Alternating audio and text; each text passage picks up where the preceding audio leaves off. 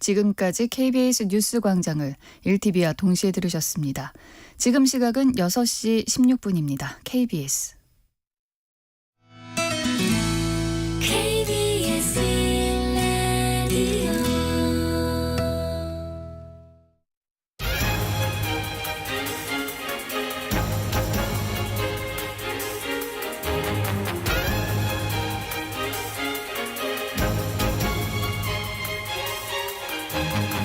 오늘 아침 일라디오.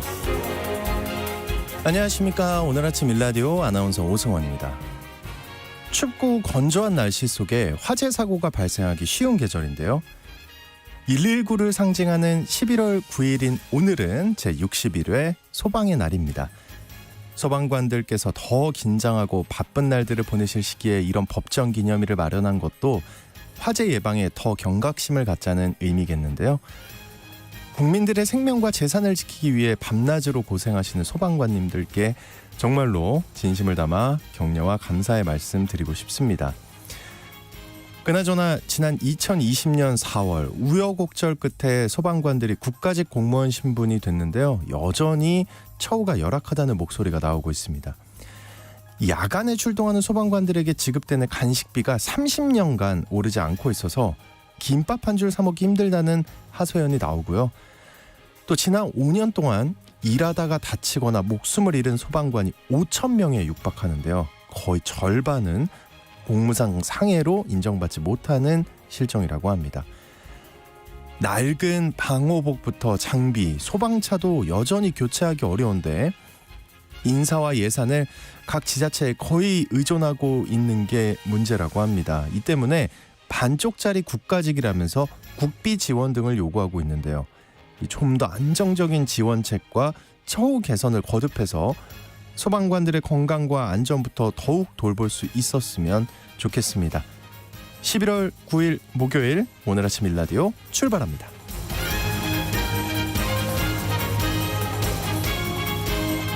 네, 아침 인사 주신 분들 최정실님, 이정환님, 유관선님, 김미진님은 내용 없음으로 인사를 김수연님, 네, 모두 감사드리고요. 오늘 아침 일라디오 이 시간 물론 KBS 일라디오의 모든 프로그램은 유튜브 KBS 일라디오 공식 채널이나 모바일 콩 어플리케이션을 통해 실시간으로 함께 하실 수 있습니다. KBS 일라디오 채널 구독과 좋아요, 댓글 많이 부탁드립니다. 자, 오늘 농수산 이슈 시간에는 농산물 정부 비축 사업을 둘러싼 논란에 대해서 살펴보고요. 어른의 성장법 시간에는 요즘 많이 언급되는 가스라이팅, 네, 이 용어와 관련한 심리적 문제에 대해 살펴보겠습니다. 또 예술로 떠나는 여행 시간에는요, 불로 그리는 그림, 불로 그림을 그려요. 예, 낙화장의 세계로 떠나보겠습니다. 방송에 참여하실 분들은 단문 50원, 장문 100원이 드는 유료 문자 샵 9730으로 보내주시기 바랍니다. 유익한 정보와 살아있는 이야기가 있습니다.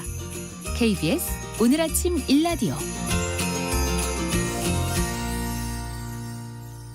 감사원이 한국농수산식품유통공사의 정기 감사를 시행한 후에 보고서를 공개했는데요. 그 내용을 두고 농민들이 이 정책 감사를 철회하라면서 반발하고 나섰다고 합니다. 자세한 소식 오늘 농수산 이슈에서 알아보겠습니다. 한국농정신문의 원재정 기자님 전화 연결되어 있습니다. 안녕하십니까? 네, 안녕하세요. 한국농정신문 원재정입니다. 그 농민단체가 왜 감사 보고서 내용에 크게 반발하고 있는 건가요? 예, 지난달 31일 감사원이 한국농수산식품유통공사 감사 보고서를 공개한 이후에 이렇게 비판이 커지고 있는 상황인데요. 네. 이 AT에 대한 정기 감사는 지난 2014년에 했고 9년 만에 실시됐습니다. 우선 이 AT에 대한 이 소개부터 간단히 해드리면 농산물과 수산물의 수요 공급을 안정적으로 유지하는 일, 또 수출 확대, 농산물을 식품산업으로 육성하는 일, 농산물 유통 개선 등을 주요 사업으로 하는 농림축산식품부 산하 공공기관입니다. 네. 감사원이 이 공공기관에 대한 정기감사를 실시하는 것이 지극히 일반적인 업무인데요. 지난 31일 AT의 정기감사 보고서 내용에는 심각한 문제가 있다는 것이 농민단체들의 입장입니다. 그 내용에 어떤 문제가 있길래 그런 건가요? 예, 감사원이 작성한 AT의 정기감사 보고서에는 농산물의 비축사업 실태, 그리고 수급 정책의 문제점이 대거 포함되어 있는데요. 우선 이 수입 달걀 폐기에 대한 문제점이 있습니다. 지난 2021년 7월에 농림축산식품부가 국내산 달걀 수입이 안정화되는 걸 알면서도 1억 5천만 개의 달걀 추가 수입했다가 네. 결국 2천만 개의 달걀이 폐기 처분된 일이 있었습니다. 2020년에 우리나라 조류 인플루엔자가 크게 번졌는데 상황이 수습돼 가면서 달걀을 굳이 수입하지 않아도 되는 상황이었는데요. 네. 정부가 이 수입 계획을 수정하거나 취소하지 않았다는 겁니다. 결국 유통기한이 임박해서 달걀 2천만 개를 폐기 처분하게 된 건데요. 달걀 수입 비용, 폐기 비용 합하면 87억 원가량이 낭비됐다고 합니다. 이건 뭐 수입 대행을 한 AT에 대한 감사 지적 사항이라기보다는 농식품부의 무리한 달걀 수입에 대한 질책이었습니다. 네. 이거는 그러면 국민이 낸 세금이 낭비된 사례잖아요. 네. 네. 이래서 이제 농민단체가 반발하는 거겠죠? 예, 네. 그건데요. 이거에 대해서 보고서가 잘못됐다 이런 얘기는 아니고요. 예. AT 감사 보고서 전체를 대상으로 한 건 아니고요. 예산이 낭비된 정부 사업은 당연히 문제 삼고 재발 방지를 요구해야 됩니다. 네. 감사원 보고서 중에서 농민단체가 문제 삼은 것은 국내산 농산물 비축 사업이 된 사항인데요. 최근 이 AT가 3년 동안 수매에서 비축했던 배추, 무, 양파 물량 중에서 3만여 톤을 폐기해서 273억 원이 손실이 났다 이런 점을 지적을 했는데요. AT의 입장을 좀 들어보니까 시중 가격이 너무 폭락해서 39%까지 폭락해서 방출하기 어려운 상황이었다 이런 얘기 좀 들을 수 있었습니다. 또 하나 5대 품목 배추, 무, 고추, 마늘, 양파의 가격이 상승해서 도매 가격 수준이 위기 경보 단계까지 상승하는 상황이 지속됐을 때도 수급 조절 매뉴얼과 다르게 비축 사업을 추진한다거나 저율 관세 할당, 그러니까 TRQ 물량을 수입하지 않았다는 점을 이 감사원은 개선점으로 지적을 했는데요. 한마디로 비축 물량을 적극 방출하지 않았다는 거, 그리고 농산물 가격을 내리기 위한 수급 조절에 AT가 미흡했다는 겁니다. 하지만 농민들은 감사원이 이 농산물 수급 정책을 지나치게 소비자 가격 인하에 초점을 맞추고 있다 보니까 이런 처분 요구를 했다 이렇게 비판하고 나선 것입니다. 그 농민단체의 입장을 좀 더 설명을 해주실까요? 예, AT의 주요 업무 중에 하나가 농산물의 수요 공급을 안정적으로 유지하는 일이고, 이는 소비자 가격 안정뿐만 아니라 농가 소득 안정 문제도 포괄하는 개념이거든요. 즉 생산자와 소비자 모두의 이익을 위한 가격 안정이 필요하고 또 수급 정책도 이를 바탕으로 추진해야 되는데, 감사원 보고서는 농가 소득 감소 문제는 전혀 언급이 없으니까 균형감을 잃었다는 겁니다. 어제 기자회견에서 발언한 김창수 전국 마늘 생산자협회 회장은 올해 7월 기준으로 마늘 주산지인 창녕 공판장에서 마늘 판매액이 1,400억 원이나 감소했다는 점을 얘기했습니다. 이 마늘 판매액이 1,400억 원 감소했다는 말은 마늘 생산 농가의 수입이 1,300억 원 줄었다는 것과 같은 말인데요. 정부 수급 정책이 잘못된 것이 가장 큰 원인인데, 감사원이 이런 점을 지적해야 마땅한데 수확기에 일시적으로 마늘값이 올랐는데 왜 그때 당장 TRQ 수입을 하지 않았냐 문제 삼고 있으니까 굉장히 답답하다. 마늘 농가 입장을 대변했습니다. 마늘과 더불어서 자주 수입되는 양파 생산 농가 입장도 기자회견을 통해 들을 수 있었습니다. 양파 농가의 상황과 입장은 어떤가요? 예, 올해도 양파 TRQ 수입이 적지 않았는데요. 남종우 전국 양파 생산자협회 회장에 따르면 양파는 원래 자급률이 100%인 품목 중에 하나였다고 해요. 근데 현재는 수입 양파가 전체 시장의 10%를 차지하는 상황이 됐습니다. 이 10%의 수입 양파 물량에 영향을 받아서 국내산 양파 값이 폭락과 폭등을 하는 문제가 상존하고 있다 얘기했는데요. 농민단체들은 국내산 농산물 가격 상승만 이야기하면서 비축은 안 되고 수입은 된다는 내용으로 가득 찬 감사 보고서는 철회해야 한다 이렇게 목소리를 높였습니다. 그리고 어제 기자회견에서는 농식품부와 AT가 감사 결과를 모두 수용하겠다, 처분 요구에 따라 개선을 추진하겠다 이런 의견을 제시한 것도 일관성이 없고 적절치 않다 이런 의견들을 밝혔습니다. 근데 일관성이 없다는 건 또 어떤 측면을 짚은 건가요?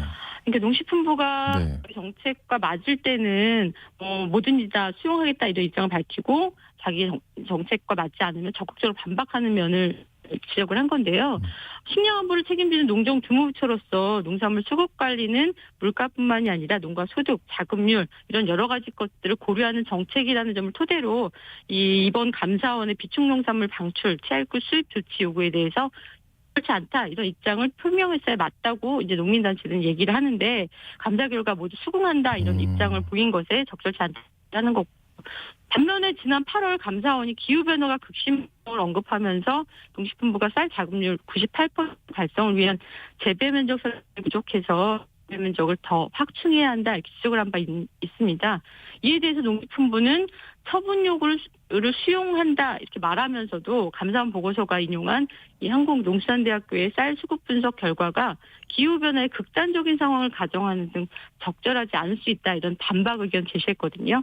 쌀 감산 정책을 추진하는 이 현 정부의 정책 방향에 부합하지 않은 감사원 지적에는 적극 대응한 것이 농민분들 보기에는 일관성이 없다는 비판을 하게 만들었습니다. 네, 그 농산물의 소비자 가격과 또 농가의 수치 가격이 적정선에서 만나는 정책이 필요하다는 결론이네요. 네, 맞습니다. 농민분들이 원하는 건 무조건 높은 가격 아니거든요. 내년에도 다시 농사 짓도록 생산비가 보존되는 가격, 이걸 정부가 수급 정책으로 실현해 주셨으면 좋겠습니다. 네, 맞습니다. 지금까지 농수산 이슈 한국농정신문의 원재정 기자님과 함께했습니다. 오늘 말씀 감사합니다. 네, 고맙습니다.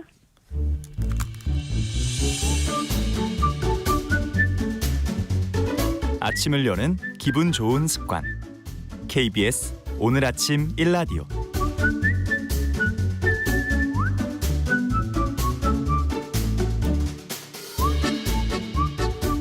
서투른 어른들의 마음이 자라는 어른의 성장법 시간입니다. 오늘은 가스라이팅이다. 네, 가스라이팅 당했다. 이런 말 정말 많이 접하게 되는데 사실 가스라이팅이 뭔지 정확히 모르거든요. 이게 어떤 의미인지 정확히 어떤 의미인지 이 얘기 나눠보겠습니다. 정신과 전문의 신재현 원장님 나와주셨습니다. 안녕하십니까? 네, 안녕하세요.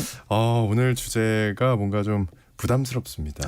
예, 가스라이팅. 예, 네, 요즘에 요즘에 그러네요. 예. 그렇죠. 미디어에서 많이 들리는 키워드가 가스라이팅이라는 그쵸. 단어가 많이 나오잖아요. 요새 그 희대의 사기극이 TV에 많이 나오다 보니까 예. 나오다 보니까 이제 근데 가스라이팅 순간적으로 희대의 사기극 했는데 여러 개가 떠올랐어요. 세상이 좀 흉흉해서 예. 사건들이 많죠. 네. 그래서 범죄나 파탄적인 관계에서 주로 가스라이팅이라는 용어를 많이 사용하는데 오늘은 가스라이팅에 대해서 한번 얘기를 해보도록 하겠습니다. 거의 뭐 이제 이 단어는 그냥 우리 모두가 쓰는 단어가 아닌가 이런 생각이 드는데 그쵸. 이 단어의 정의가 뭘까요? 이 있는 단어예요, 원래 그렇죠. 영어로? 정의를 내려보자면은 네. 그 사실이나 사건에 대해서 상대방의 기억이나 인지를 스스로 의심하게 만들고 혼란을 주어서 지배력을 행사하려는 심리적 조작이라고. 좀 얘기는 좀 복잡한데요. 네. 쉽게 말하면 이제 상대방한테 프레임을 씌운다. 씌워서 말한다. 이제 이렇게 생각하시면 될 것 같고요. 유래가 있습니다. 1938년도에 극작가 패트릭 해밀턴이라는 사람이 휘곡을 발표했거든요. 네. 그 휘곡의 제목이 가스라이트입니다. 가스라이트. 네. 가스를 사용하는 등이라는 뜻이거든요. 가스등이라는 뜻인데 네. 연극 내용을 잠깐 말씀드리면 잭이라는 사람이 나오거든요. 주인공으로. 네, 우리 잭. 네, 잭이라는 사람이 보석을 훔치려고 윗집의 여성을 살해하게 되는데 그런 사건이 나오는데 그래서 이제 등장하는 가스등의 특징이라는 것이 건물 전체에서 가스를 공유해서 사용하다 보니까 한쪽에서 켜면은 한쪽은 어두워지고 한쪽에서 뭐 어두워지면도 한쪽이 켜지고 이제 이런 식의 구조가 나오거든요. 영국에서는 잭의 아내인 벨라라는 사람이 나오는데요. 남편의 범죄 사실 모르고 있고 근데 밤에 윗집에서 계속 소음이 들리고 가스등이 막 깜빡깜빡 하니까 막 쓰고 이거 좀, 있는 거죠. 이상하다. 뭔가 일이 있는 것 같다라고 남편한테 얘기하는데 남편이 이제 숨기려고 하잖아요. 범죄 사실을. 그러고 보니까 네가 정신 이상이다. 당신이 겪는 소리나 느낌 환각이다. 이제 프레임을 씌워서 자꾸 얘기를 하는 거죠. 나는 잘 왜 그래? 난 아무렇지도 않은데. 그렇죠. 문제 없는데 당신이 이상하다라고 자꾸 얘기하는 거죠. 처음에는 아내도 반신반의 하다가 계속 같은 얘기 하다 보니까 내가 진짜 문제가 있나? 내 눈이 문제가 그렇죠. 있나? 그렇게 혹시. 생각하다 보니까 점점 더 의지하게 되고 빠져들게 되고 망가지게 되는 이제 그런 결과가 나오는데요. 이게 상대가 교묘하게 나에게 프레임을 씌워서 하는 이야기들을 이제 가스라이팅이라고 합니다. 교묘하게. 거기서 있는 단어였네요. 유래가 된 거네요. 원래 네. 있는 단어죠. 네. 저는 그러니까 일단 들어보니까 요즘에 나오는 사건처럼 그 사기꾼들 있잖아요. 네네. 그 범죄자가 갑자기 떠오르네요. 몇 그렇죠. 명이. 이게 사실 네. 뭐 모든 사기 사건이 어느 정도의 가스라이팅이 포함되어 있는 거는 맞고요. 네. 사기 당할 때 보면 보통 궤변 같은 이야기를 계속 반복해서 하다 보니까 이제 상대방 피해자가 이제 판단력이 흐려져 가지고 결국 믿게 되는 거거든요. 처음에는 허무맹랑한 얘기였다라고 생각하다가도 자꾸 듣다 보니까 그런가 보다라고 생각을 하게 되니까 이제 사실처럼 믿게 됐다고 얘기를 많이 하죠. 그렇군요. 네.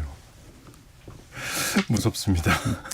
이 교묘하게 프레임을 씌워서 하는 이야기를 반복적으로 듣다 보면 네. 처음엔 이해가 안 가거든요. 네. 근데 그렇게 넘어가나 봐요. 특히 이제 좀 귀가 저도 좀 얇은 편이긴 한데 귀가 네. 얇은 사람도 특히 잘 넘어가나 봐요. 귀가 얇다는 말이 이제 심리학적으로 피암시성이 높다고 저희가 표현을 피암시성이요. 네, 피암시성이 높다고 얘기하는데 상대방이 하는 말에 잘 휩쓸리는 경우를 말하거든요. 이런 분들은 기본적으로 쉽게 마음을 열고 남들한테 잘 의지하는 성향을 가집니다. 또 내면이 다른 사람들보다 좀 불안 수준이 높거든요. 네. 예, 불안하니까 자꾸 사람들이 주는 메시지에 매달리게 되는데 가스라이팅이 주는 메시지가 이런 거죠. 이 상황은 다 네 잘못이고 너 탓이다. 라고 얘기를 하죠. 그리고 이제 주로 이제 하는 말이 야 내가 걱정돼서 하는 말인데 너 지금 좀 문제가 있는데 내 말 좀 들어라는 식으로 얘기를 하니까 네. 이 사람이 나 걱정해 주는구나라고 생각을 하지만 막상 속내를 보면은 편들어주는 척하면서 흔들어 놓는 거죠. 그러니까요. 어려워요. 그래서 가스라이팅 당하는 사람은 그런 말 들으면서 내가 내리려는 판단이 맞나라는 식으로 의구심을 갖게 되고 또 혼란스러워지는 것입니다. 근데 사실 이제 지금 말씀하신 내가 지금 네 걱정하느라 이러는 거야. 막 이런 것들이 좀 고맙다는 생각 들게 만들잖아요. 네, 상대로 맞죠. 하여금. 예, 맞습니다. 사실은. 어떻게 보면 이제 내 입장에서 들으면 저 사람이 내 걱정해주네 이제 이런 식으로 생각을 하게 되는데 그만큼 알아차릴 수 없을 만큼 좀 교묘한 언어의 형태거든요. 가스라이팅이 사실 범죄 가해자와 피해자 사이에서만 나타나는 말이 아니고 일상에서도 사실 많이 하기도 합니다. 네. 무의식적으로 우리가 의도하지 않아도 그런 대화를 던지는 경우가 많고요. 우리가 합리화를 많이 하거든요. 대화를 할 때. 이를테면 이제 그 아침 방송이 지각하거나 예를 들면 방송 내용 때문에 지적받으면 어떻게 반응을 왜 저한테 그러세요? 예를 들면 네. 그렇게 하면 어떻게 반응하냐고요? 네, 어떻게 반응할까요? 일단은 받아들이려고 하죠. 네. 그런가? 어떤 부분이 잘못됐죠? 라고 전 물어보긴 하는데 만약에 듣고 그러니까 회사 사람들이 많이 그러잖아요. 네네. 근데 저 어렸을 때는 그냥 받아들였거든요. 네. 선배들이 하는 말이니까 다 맞겠지. 근데 계속 그렇게 자꾸 생각을 하다 보면은 좀 상처받잖아요. 그렇게 가요. 네. 아프고 네, 마음이 안 좋아요. 맞아요. 아프다 네. 보니까 결국엔 나중에는 내가 이럴 수밖에 없었는데 왜 그래 나한테. 그러니까요. 어쩔 수 없는 거 아니라는 식으로 합리화가 일어나게 되거든요. 그러니까 반성과 자책이 계속 이어지게 되면 본인한테 상처가 되기 때문에 생기는 방어 기제라고 볼 수가 있겠죠. 관계에서 사실 우리가 상대방 설득할 때 제일 좋은 방법이 그럴듯하게 합리적인 말을 하면서 이거 다 너를 위한 거다라는 얘기를 할 때 상대방이 설득이 되잖아요. 그렇죠. 물건 팔 때 왜 내가 이 꼭 물건 팔려고 하는 건 아니고 당신한테 좋은 거니까 필요해 이거는 보여서. 꼭 필요해 보여서 이거는 당신을 위한 것이다라고 얘기를 하게 되죠. 그러다 보니까 결국 이제 뭔가 내 내부에서 합리화가 일어나게 되면서 사실은 내가 하는 말이 상대방을 위한 것이다라는 프레임이 나한테도 생기는 거죠. 그러니까 내가 속이려고 하다가 나까지 속아 넘어가는 그렇죠. 나도 거예요. 그렇게 속게 되고 결국엔 상대방도 이제 그렇게 동조하게 되면서 그런 프레임이 생기게 되는 거거든요. 또 악의를 가지지 않고도 자신의 프레임을 교묘하게 강요하는데 사실 내가 하는 거는 선의를 가진 것이다. 라는 식으로 정당화가 되는 거죠. 그래서 어떻게 보면 좀 고의성과 악의가 얼마나 포함되어 있냐에 따라서 이제 선한 충고가 되기도 하고 악의적인 가스라이팅이 되기도 합니다. 그래서 가스라이팅이라는 용어 자체에 논란이 있기도 하고요. 논란은 어떤 거예요? 예, 그러니까 가스라이팅이라는 말이 사실 학술적인 심리 용어라고 보기는 좀 힘들고요. 네. 굳이 비슷한 학술적 단어를 찾자면 세뇌 정도가 있을 것 같고요. 원래 그렇게 자주 사용되는 말은 아니었다가 미국에서 45대 대통령 선거를 앞두고 상대방 후보가 도널드 트럼프 후보를 비판하기 위해서 이 용어를 쓰기 시작했는데 가스라이팅 하고 있다. 트럼프가.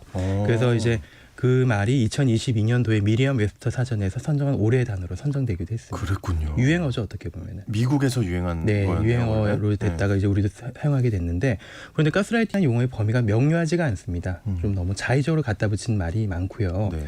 요즘에는 조금만 상대방이 좀 뭔가 비판을 하려고 할 때 어떤 뭐 안 좋은 얘기를 하려고 하면 야 너 가스라이팅 하지 마. 라는 식으로 얘기를 하게 되니까. 저 그 말 많이 들어봤어요. 그러니까. 제가 많이 들어봤어요. 네, 그래서 사실. 국립국어원에서도 가스라이팅이 아닌 심리적 지배라는 용어를 사용하자라고 얘기를 하고 있기도 하고요. 가스라이팅이라는 말이 너무 가벼워지다 보니까 타인의 말에 대해서 너무 자의적인 해석을 할 가능성이 높게 되고 우리가 결국 무엇인가에 너무 속단해버리고 꼬리표를 붙이면 미묘하고 중요한 내용을 놓치게 되지 않습니까? 대부분은. 그죠? 네, 그런 문제가 생기죠. 예. 그 가스라이팅이라는 말을 쉽게 써버리면 상대의 말이 너무 가벼워지거나 아니면 그 진심을 오해받을 가능성도 생기는 거네요. 그렇죠. 이 모든 일에 꼬리표를 붙이는 일은 좀 신중해야 되는 것 같습니다. 뭐 약간 다른 얘기지만 네. 별명이라는 게 그렇잖아요. 꼬리표 붙인다는 게 나쁜 별명이 붙어버리면 그 사람이 여러 가지 다양한 면이 무시돼 버리는 경우가 그렇죠. 생기니까. 예. 네, 응답하라 그 시리즈에 보면은 주인공의 별명이 쓰레기. 네, 네, 그렇게 나오니까요. 오해를 좀 많이 받죠. 그러면은 그 아까 세뇌 말씀하셨잖아요. 네. 그 가스라이팅이랑 세뇌는 차이가 어떤 차이가 있는 거예요? 세뇌가 영어로 이제 브레인워싱이라고 하거든요. 브레인워싱. 브레인워싱이라는 말이 이제 그러니까 뇌를 씻어낸다. 네. 약간 이상한 말이라고 볼 수 있는데 네. 세뇌할 때 세라는 한자가 네. 씻는다는 뜻입니다. 그러니까 뜻풀이를 해보면 저는 가끔 이럴 때 네. 진짜 너무 놀라워요. 그렇죠. 뇌를 씻어낸다는 말이 좀 약간 섬뜩한 말인데요. 그러니까 기존의 머리에 각인된 내용이나 개념 같은 것을 다 씻어버리듯이 지워버리고 타인이 원하는 대로 새로운 내용이 주입된다는 얘기죠. 가장 흔한 예로 사이비 종교, 예, 광신도들이 이렇게 세뇌가 당했다고 볼 수가 있는데요. 밖에서 보면 진짜 이해가 안 가는데. 그렇죠. 예. 이해가 안 가는데 또 막상 또 안에 들어가면 또 그렇게 되더라고요. 네. 사람들이. 예. 그 1990년대 말에 아마 기억하시겠지만은 왜 네. 지구가 멸망한다고 해서 아유 난리도 네, 아니었죠 재산 그때. 갖다 바치면 뭐 천국 간다 이런 얘기도 많이 하고 그 일본의 그 도쿄 지하철에 독가스 테러를 일으킨 맞아요. 그때 그러지 않았나요? 그랬었죠. 네. 네. 오음진리교 사건도 기억나요. 교주의 말도 안 되는 얘기에 세뇌된 상태에서 이제 광신도들이 벌인 일이거든요. 네. 또 하나 이제 요즘 만찬 전쟁이 지구상에서 일어나고 있는데 전쟁 벌어질 때 잡힌 전쟁 포로들한테도 극단적인 고문을 통해서 세뇌를 시킨 일이 자행됩니다. 세상에. 예, 그래서 세뇌는 가스라이팅이라는 전체 스펙트럼에서 조금 더 극단적인 형태라고 보시면 될 것 같습니다. 그 가스라이팅을 잘 당하는 사람들 특징을 처음에 얘기해 주셨는데 네. 가스라이팅을 자주 하는 사람들도 사실 그러면 당연히 있을 거 아니에요, 그죠? 네. 다 아는 사람이 있으니까. 네. 그 자주 하는 사람들은 어떤 특징을 갖고 있나요? 예전 방송에서 제가 한번 다뤘던 적이 있는데요. 사이코패스에 대해서. 제가 사이코패스. 다뤘었는데 예. 우리가 흔히 아는 사이코패스, 소시오패스의 성향을 가진 사람들이 주로 그러합니다. 이런 사람들은 굉장히 목표지향적이고요. 네. 자신이 원하는 목표를 위해서는 타인의 희생이나 자신의 죄책감 같은 것도 그렇게 중요하지 않거든요. 원하는 목표에 가까이 가기 위해서는 어떤 피해도 개의치 않고 그래서 타인이 얼마나 다치고 상처받을지에 대해서는 안중에 두질 않죠. 예, 망설임이 없고 그래서 자신의 생각이나 의견에 확신에 차서 말을 하는 사람들이기 때문에 그런 사람들 처음에 보면 와, 말 잘한다, 매력적이다라고 이제 느끼게 되기도 하고요. 또 이런 사람들 좀 인류애가 없습니다. 그러니까 나 아닌 타자에 대한 존중이나 예의가 중요하지 않고요. 사소한 공중도덕이나 공공예절에 대해서는 좀 하찮은 것으로 여기게 되고 자신을 거스르는 일이 있으면 굉장히 또 화를 많이 내고요. 정신과적 용어로는 저희가 반사회적 성격 장애가 있다. 반사회적 성격 장애. 네, 그렇게 있다고 얘기를 하고요. 이런 성향이 사회적으로 용인되는 범주 내에서 작동할 때는 저돌적인 CEO, 정치인, 아니면 성공적인 영업사원이 될 거고 사회적인 규범을 벗어나게 되면 사기꾼이나 범죄자가 되는 거죠. 야, 정말 그 조금의 미세한 차이인가 봐요. 그렇죠. 조금 스펙트럼의 상에 똑같은 스펙트럼에 놓였다고 보면 될 것 같고요. 네. 또 하나의 성격 유형으로 자기애성 성격을 가진 분들 좀 조심을 해야 되는데요. 자기애성. 예, 사이코패스나 소시오패스만큼은 아니지만 나르시시스트도 못지않게 착취적이고 목표지향적이거든요. 예, 타인에 대한 존중 없이 자기애만 넘치는 사람들한테 그렇죠. 나만 사랑하고. 그렇죠. 예. 그런 사람들한테는 피암시성이 높은 불안한 사람들이 좀 쉽게 타겟이 되고 조종의 대상이 되는 거죠. 와, 지금 머릿속에서 진짜 한두 명이 아니에요. 네. 지금 떠오르나요? 예, 떠오릅니다, 선생님. 네. 말하고 싶은데 말할 수가 아유, 네. 없어요. 예, 고소당할까봐. 근데 어쨌든 그런 사람들을 마주하는 거는 진짜 불편하고 두려운 일인데 우리가 그러면 이게 제일 중요한 질문일 것도 같은데 가스라이팅에 휩쓸리지 않으려면 어떻게 해야 될까요? 일단 알아차리기도 어려울 것 같은데. 맞아요. 일단 그 위험한 사람의 유형을 피하는 게 일단 저는 제일 중요할 것 같습니다. 일단 그 예. 위험한 사람이다 싶으면 예, 도망쳐야 이 되는 사람 좀 거예요. 약간 위험하다. 말 너무 잘하고 네. 너무 좀 처음부터 매력적이다라고 느끼면은 일단 조금 거리두고 관찰하는 게 필요할 거라고 생각이 되고요. 근데 원래는 그러면 확 이렇게 따라가잖아요. 딸려 들어가는데 요즘 세대도 워낙 흉흉한 세상이기도 하고 그렇죠. 예, 잘 네. 살펴봐야 될 것 같습니다. 네. 가해자들이 처음부터 내가 당신을 가스라이팅 하겠다고 덤벼들진 않거든요. 그렇겠죠. 조정한 단계가 있으면 처음에는 좀 친근하게 이런저런 말도 하고 뭐 필요한 걸 주기도 하고 하면서 가까워지는 게 이제 먼저고요. 그래서 처음부터 선별하는 건 어렵습니다. 그러니까 친해진 사람이라도 과도하게 나를 휘두르는 모습이 보일 때 그때 나 지금 그렇게 당하고 있는 거구나라는 생각하고 좀 피하는 게 필요할 것 같고요. 근데 가까워진 후에 이런 문제가 있습니다. 가까워진 후에는 우리가 친하기 때문에 저 사람은 나를 좋은 사람 여겨주기 때문에 또 내가 이런 말하면 예민한 사람 취급받을까 봐 반박하기 힘들어지거든요. 그래서 아무리 친해지더라도 어느 순간 친해진 사람이 나의 영향을 자꾸 침범하고 과하게 조종하는구나 라는 거 알아차리면 좀 고민해봐야 되고요. 네. 이럴 때 본능적인 본인의 육감과 촉을 무시하면 안 됩니다. 예, 가스라이팅 당하고 조종당한 과정 내내 이제 100% 휘둘리는 사람은 없고요. 네. 가랑비 오쳤듯이 서서히 당하게 되거든요. 그래서 휘둘리는 과정 중에서 뭔가 불편하다, 찝찝하다, 몸에서 뭔가 답답하고 불편하고 막 목이 졸리는 것 같은 느낌을 받고 한참 즐겁게 막 얘기했는데 뒤돌아서니까 좀 뭔가 찝찝하다, 기분이 이상하다, 기분이 안 좋다라는 느낌을 받는다면은 그 대화 내용을 한번 좀 곱씹어볼 필요가 있을 거라고 생각합니다. 네. 되게 우리가 상황을 머리로 인지하는 것보다는 감정이나 신체적 감각을 알아차리는 게 더 빠른 경우가 많거든요. 네. 그래서 자신이 원래 다른 사람한테 좀 쉽게 끌려다니거나 귀가 얇아서 물건을 덜컥 사고 후회하는 그런 경향을 가지신 분들은 내가 잘 휘둘리니까 적당한 거리를 두자라고 생각하면서 레이더를 좀 켜놓는 것이 도움이 될 것 같습니다. 그렇군요. 조금 레이더를 켜놔라. 네, 명심하겠습니다. 어른의 성장법, 오늘은 가스라이팅에 대해서 아주 다방면으로 얘기를 나눠봤습니다. 정신과 전문의 신재현 원장님과 함께했습니다. 오늘 고맙습니다. 네, 감사합니다.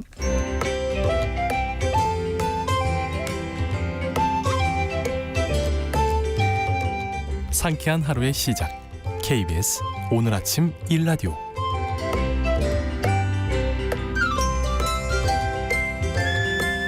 전통의 멋과 맛을 느낄 수 있는 예술로 떠나는 여행 시간입니다. 오늘도 모던한의 조인선 대표님과 함께하겠습니다. 안녕하십니까?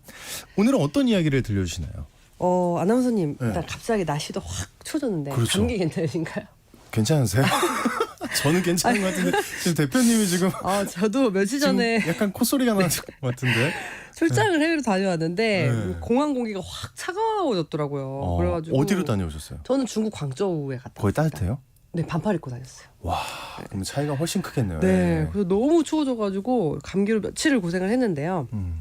날씨가 좀 추워지니까 따뜻한 모닥불 생각도 나고 또 예전에 할머니 댁에서 이제 아궁이에 구워 먹었던 고구마랑 감자도 좀 생각이 나더라고요. 예, 좋죠. 네, 그래서 이 추운 겨울이 되면 이 따뜻한 불의 온기를 그대로 느낄 수 있는 신기한 그림이 있어서 소개해드릴까 하는데요. 네. 오늘은 불이 그리는 그림, 바로 낙화의 예술로 떠나보도록 하겠습니다. 아니, 그러니까 제가 깜짝 놀랐던 게 네. 불로 어떻게 그림을 그립니까? 그러니까 다른 거는 상상이 네, 되는데 그쵸. 불로 그리는 거는 그러니까 의도를 가지고 불로 이렇게 한다는 거잖아요. 네. 이해가 안 됩니다. 이거 어떻게 그리나요? 네. 다 타버리면 끝 아닙니까? 그러니까요. 제가 천천히 설명을 해드릴 건데 이 우리 선조들의 예술 감각은 이 불가능한 것도 가능하게 했을 만큼 참신하고 개성이 강했습니다. 네. 한자로 지질 낙자에 네. 그림 화자를 써서 지져서 그리는 그림을 뜻하는 낙화는 인두나 세부치를 불로 달구어서 종이나 모시, 비단에 그림을 그리는 전통 회화 기법입니다. 그러니까 못을 달고 인두를, 네. 인두나 못을 달궈서 비단에다가 비단이나 종이나 뿐만 아니고 그 악기, 가구, 부채, 뭐 가죽 등에도 그림을 그릴 그런 수가 거는 있는데요. 그렇죠. 네. 이런 경우는 이제 일반 회화라기보다는 소재에 대한 장식의 요소로서 성격이 더 강해진다고 볼 수 있기 때문에 네. 낙화는 회화와 공예에 두루두루 사용된 전통 그림 기법 중에 하나라고 이해하시면 되겠습니다. 그렇구나. 근데 그러면 색깔은 못 내겠네요. 하나만 나오지 않을까요? 그렇죠. 근데 또 색깔을 냅니다. 그게 또 가능합니까? 네. 예. 보통 그림을 그릴 때 기본적으로 이제 붓과 물감 혹은 그쵸. 먹이 기초 재료가 되는데 이 낙화에서는 인두가 붓 역할을 하고 물감 역할을 하는 것이 바로 힘 조절입니다. 힘 조절로. 네. 손끝에 아주 미세한 힘 조절을 바탕으로 이 종이를 태우는 시간차를 두거나 압력을 조절해서 농담 표현도 하고 네. 작품을 완성하는 것입니다. 이 보통 수묵화가 먹의 농담으로 그림을 그리듯이 네. 이 낙화 또한 미세한 힘 조절을 통해서 온도를 조절하면서 조금 더 태우고 조금 덜 태우는 이 기법으로 농담 표현을 하는 아주 고도의 기술이 필요한 전통 회화라고 보시면 되겠습니다. 조금 쉬운 예를 들자면 네네. 다림질을 할 때 네. 이 높은 온도로 오랫동안 이제 옷을 누르고 있으면 냄새가 눈물 나죠. 나면서 네. 옷이 탄 부분이 네. 점점 더 진한 갈색으로 그렇죠. 변하잖아요. 이와 같은 원리를 사용해서 그림을 그린다고 이해를 하시면 되는데 이 뜨거운 인두가 지나간 자리에 종이가 타면서 나타나는 수백 가지의 자연 갈색이 아하. 낙화의 물감이 되는 겁니다. 그 네. 옷 다리미 얘기하니까 바로 가시죠? 생각이 쉽죠? 네. 그거 네. 예 어쨌든 몰랐던 세계인데 그 언제부터 그러면 이런 낙화라는 기법이 생긴 건가요? 나온 건가요?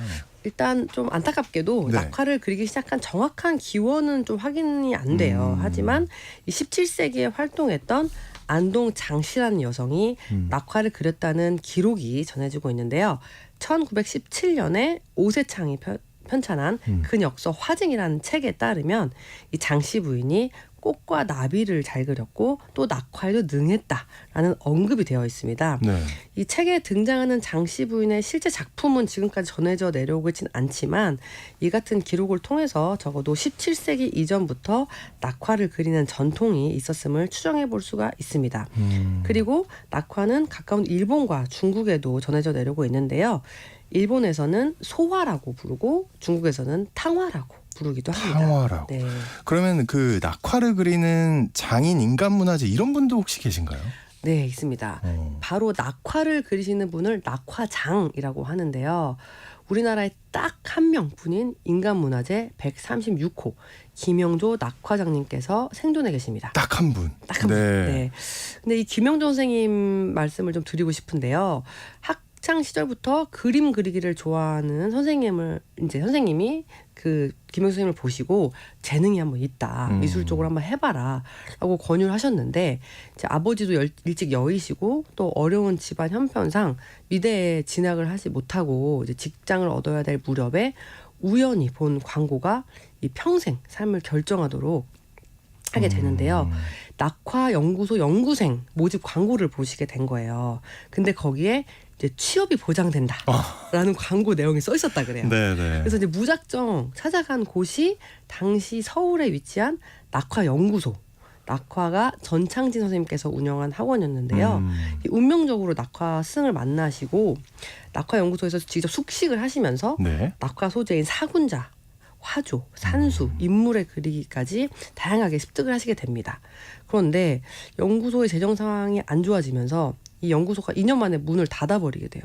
그러자 낙화장 연습생들과 같이 사무실을 열고 낙화 연습을 이어가시면서 김영조 선생님이 직접 그리신 작품을 판매하기 시작했다고 합니다. 근데 이런 우여곡절을 겪으면서도 낙화 작업을 포기하지 않고 또 회화 도록 같은 데 나와 있는 이제 화가들의 그림을 낙화로 모사도 해보시고 많은 그림을 그리셨는데 손과 팔뚝이 성한 데가 없으실 정도로 그 불을 다루니까 네, 뜨거운 네. 인두질에 네. 매진하신 거예요. 그러면서 전국 관광지를 떠돌면서 낙화 판매도 하시고 또 충남 보은 속리산 입구에 어렵사리 낙화 상점을 열고 운영을 하시면서 2018년도에 국가무형문화재 제136호 국내에서 딱 한 명뿐인 낙화장으로 지정되는 영예를 얻게 되십니다.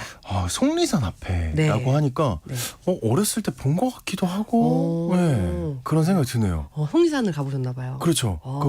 그 가을에 네. 단체 여행으로 몇 번 네. 갔었는데 네, 아직도 거기에서 이제 운영을 하고 계시다고 합니다. 네, 국내에 어쨌든 딱 한 명, 한 네. 분인 거잖아요. 네. 정말 귀한 분인데 이분만의 특별한 비법이 혹시 있을까요? 이 김영조 명님께서는 50년 동안 인두질에 매진하신 끝에 네. 나무에 낙을 하는 기술과 종이에 인두질을 하는 기술의 차이가 있다는 거를 나무와 발견하셨습니다. 종이의 인두질을 하는 차이. 네. 예. 종이의 경우에는 인두의 온도가 조금이라도 높으면 쉽게 타버리고 그렇죠. 인두 열로 이제 그림 선과 음향을 나타내야 되기 때문에 고도의 기술이 아니면 표현하기가 어렵습니다. 또한 이 낙화는 그리기 전에 화로에 풀무질을 하면서 숯에 불이 붙길 기다려야 하는데요. 불이 붙은 뒤에 인두를 넣고 달궈지길 한참을 기다린 후에 인두를 들고 작업할 수 있는 시간은 고작 20초. 20초. 밖에 식어버리는 거죠. 그리고 식은 인두를 다시 화로에 넣고 달궈지기를 수천 번 반복하면서 작품을 완성해야 됩니다. 김영조 명인님께서는 이렇게 실패를 거듭하면서 장기간 반복된 노력 끝에 얇은 한지에도 낙을 자유자재로 표현할 수 있는 본인만의 비법을 찾으셨고 경지에 오르신 거죠. 그러면서 아무도 따라할 수 없는 이 낙화계의 레전드로 등극을 하시게 된 것입니다. 아 정말 인정합니다. 얘기 네. 들어보니까 그 진짜 말씀대로 종이에다가 달궈지 인두되면 금방 타버릴 것 같은데 네. 그 일반인들도 혹시 이 낙화 체험을 해볼 수 있나요? 네, 그 아까 말씀드렸듯이 충남 보은 속리산 부근에 가시면 김영조 장인님께서 직접 운영하고 계시는 보은 전통 공예 체험 학교가 있습니다. 그래서 미리 이제 예약을 하고 네. 방문하시면 일반인들도 낙화 체험이 가능하기 때문에 이 충남 쪽으로 여행 가시는 분들은 꼭 한번 가보셔서 멋진 낙화 작품과 체험도 한 번씩 경험해 보시는 것을 추천드리고 싶습니다. 저도 개인적으로 낙화로 그린 작품 하나 네, 관심이 있는데 엄청 비쌀 것 같아요. 왜냐하면 이거 네. 예, 명인이 또 하신다니까 힘들 것 같은데 구하기가 어디서 구해야 하나요?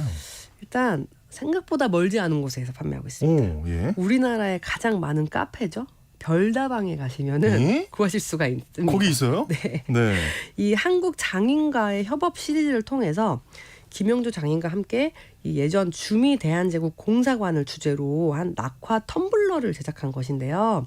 낙화로 그려진 예전의 대한제국 공사관의 이미지를 텀블러 디자인에 반영을 해서 출시함으로써 한국 전통예술과 이 근현대 역사의 산실, 대한제국 공사관에 대한 더 많은 관심을 이끌어내는 계기를 마련하고자 2018년에 출시했던 콜라보 아트 굿즈로 많은 관심을 받았습니다. 네. 근데 의미도 의미인데 저는 개인적으로 이제 갈색빛이 감도는 낙화의 색감과 이 커피 색깔이 너무 잘 어우러져서 저도 구매를 해서 외국인 친구에게 선물을 줬던 기억이 있습니다. 야, 또 그렇게 연결이 되네요. 커피랑. 그렇게 연결합니다. 네. 그 어쨌든 낙화 장인의 작품이 들어간 텀블러 네. 되게 너무 근사할 것 같은데 네. 혹시 그러면 그 외국에서도 이렇게 하는 분이 있나요? 그 네. 있어요? 서양에도 있습니다. 어. 이 사실 정확히 말하면 불보다는 불을 사용한 열을 이용해서 그림을 그린다는 표현이 정확하다고 말씀드릴 수가 있겠는데요. 불은 소재가 되고 열이 재료가 되는 것이죠. 그런데 서양에서도 불과 열을 사용해서 그리는 그림이 있습니다. 하지만 불 대신 이것을 쓰는데 네. 이것이 바로 전기입니다. 전기요? 네. 거기는? 전기로 사용해서 네. 이 쇠나 열이 전도되는 금속으로 만든 전용 펜촉에 열을 가해서 그림을 그리는데 이것을 버닝 아트라고 부릅니다. 아, 펜촉에 열을 가해서 그림을 그려요. 네. 버닝 아트 처음 들어보긴 하는데 근데 아까 우리가 속리산을 충남이라고 했나요? 충북이래요. 죄송합니다. 네, 정정합니다. 네. 예. 버닝 아트 저는 진짜 처음 들어보는데 네. 그러니까 예술을 태운다 이런 거죠. 직역하면. 네. 태우는 예술이란 장르가 따로 있는 건가요? 네, 서양에도 이 불과 열을 이용한 예술이 존재한 건데요. 나무, 종이, 가죽, 박 등에 태워서 그리는 그림을 네. 통상적으로 버닝 아트라고 합니다. 이 우리나라에 낙화장이 있다면 서양에는 버닝 아트가 있는 거죠. 네. 그런데 재미난 것은 우리나라 낙화장은 인두를 이용해서 그림을 그리지만 서양에는 태워서 그림을 그리기 위한 전용 펜인 버닝펜을 이용해서 그림을 그립니다. 아무래도 이제 인두로 그릴 때는 일반인들이 인두나 화로를 구해서 이제 그림을 그리는 게 굉장히 어렵잖아요. 네, 그렇죠. 네, 그리고 무엇보다도 이제 일정한 온도를 만들기도 어렵기 때문에 얼룩덜룩해지기가 쉽습니다. 그리고 섬세한 작업이 어려워서 전문가들을 제외하고 대중적으로 사용되기에 한계가 있었는데요. 네. 10년 전에 새로운 개념의 인두기인 버닝펜이 개발되면서 우리나라에도 빠르게 퍼지고 있습니다. 이 새로 개발된 버닝펜은 온도 조절이 가능한 전기 인두기라고 생각하시면 그럼 되고요. 그림 그리기 되게 쉽겠네요. 네, 네. 코드만 있으면 바로 연결해서 그래서 네. 본체에 다양한 종류의 버닝펜 전용 팁을 끼워서 전기만 연결하면 이 세밀화나 글쓰기 등 섬세한 작업을 하기에도 적합한 이제 버닝 아트 전용 펜을 개발을 한 건데요. 그렇기 때문에 인물화, 풍경화, 정물화, 민화 등에도 다양하게 활용할 수 있어서 최근 국내에서도 버닝 아트 관련 동호회나 취미로 버닝 아트를 하는 애호가들이 굉장히 많이 늘어나고 있는 추세입니다. 약간 재미도 있을 것 같아요. 하다 그렇죠. 보면. 예, 예. 펜이 또 되게 다양해가지고 다양한 효과를 낼 수가 있어요. 펜촉이 다양해서. 그렇군요. 네. 오늘 예술로 떠나는 여행, 불로 그리는 그림, 낙화장. 정말 독특하고 재밌는 세계가 아니었나 하는 생각이 듭니다. 지금까지 말씀의 모던한의 조인선 대표님이었습니다. 오늘 말씀 감사합니다. 네, 우리 김수현님이 설악산 울산바위 정상에 계시는 인두로 나무 그림 그리는 청년이 생각나네요. 이런 분이 있어요. 또 전국에 또 많은 우리 아쿠아 애호가들이 계시나 봐요. 또 네. 울산바위 정상에 계시다니. 네, 한번 또 뵙고 싶네요. 오늘 큰 추위는 없지만요, 비 소식이 있다고 합니다, 여러분. 오후에 중부지방에서 시작돼서 남부지방으로 확대된다고 하니까 출근길에 우산 꼭 챙기시는 게 좋을 것 같습니다. 오늘 아침 일라디오 오늘 여기까지고요. 전 내일 다시 생방송으로 인사드리겠습니다. 모두 좋은 하루 보내세요.